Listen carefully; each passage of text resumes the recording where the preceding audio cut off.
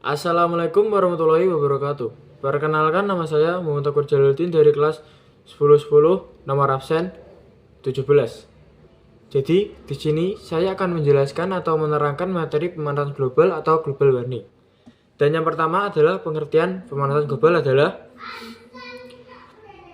adanya proses peningkatan suhu rata-rata atmosfer, laut, dan daratan bumi.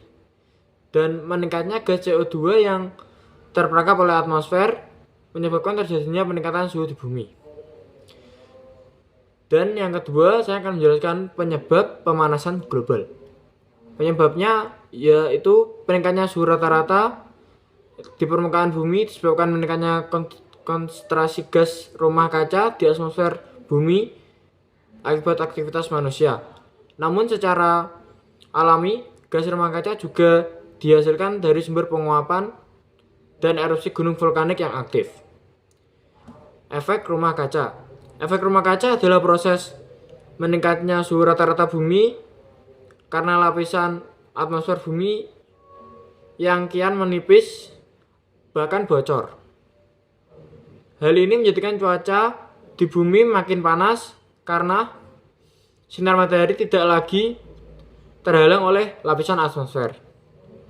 Gas rumah kaca. Jenis-jenis gas rumah kaca yang pertama ada karbon dioksida, yang kedua belerang dioksida, ketiga nitrogen monoksida, yang keempat nitrogen dioksida, yang kelima gas metana, yang keenam klorofluorokarbon.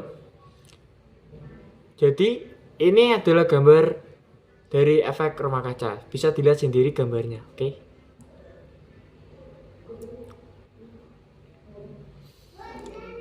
Baik, saya akan menjelaskan yang ketiga adalah aktivitas yang dapat meningkatkan konsentrasi gas rumah kaca di atmosfer.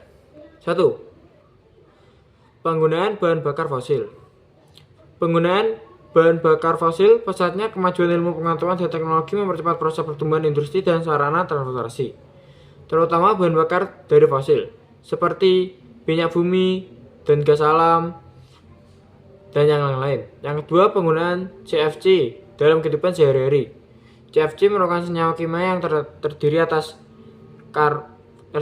karbon, klorin, dan fluoran. Penggunaan CFC juga dapat dijumpai pada bahan rumah tangga seperti parfum, dan bat nyamuk, dan air spray. Dan yang ketiga, kotoran ternak. Manusia membutuhkan energi untuk melakukan kegiatan sehari-hari.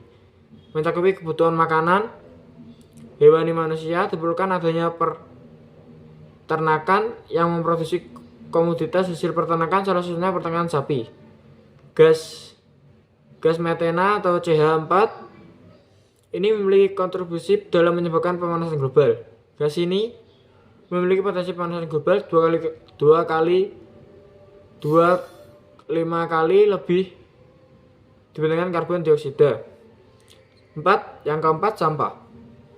Saat sisa makanan berada di paling bawah pada tempat pembuangan sampah tersebut akan membusuk dan terbentuknya gas metana yang merupakan gas rumah kaca. Dan yang kelima, deforestasi.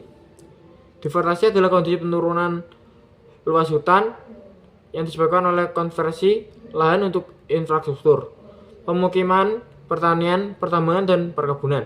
Contohnya, jika deforestasi dan kebakaran hutan terjadi terus-menerus, tidak segera ada pencegahan akan mempercepat terjadinya pemanasan global. Dampak dan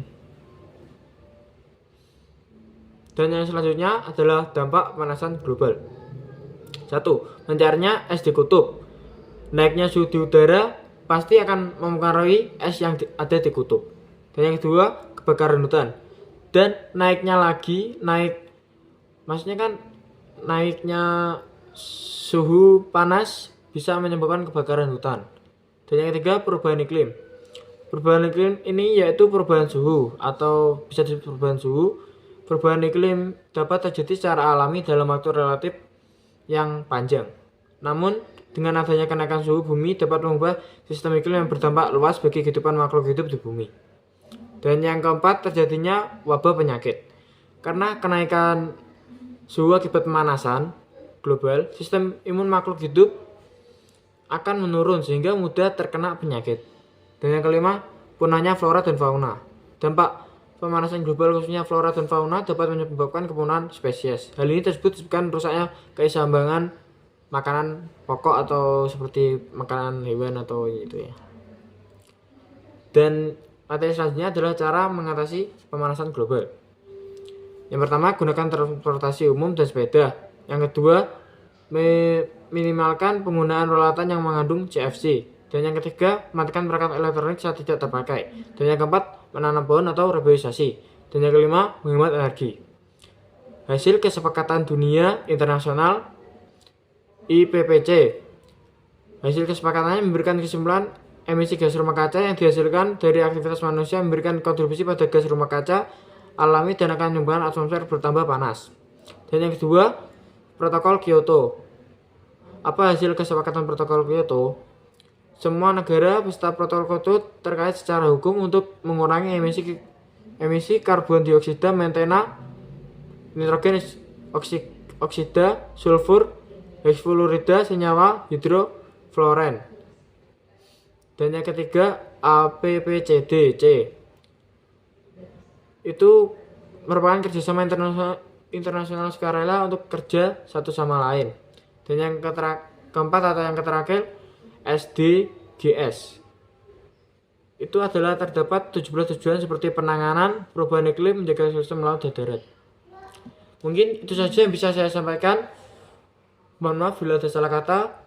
Sekian dari saya. Wassalamualaikum warahmatullahi wabarakatuh.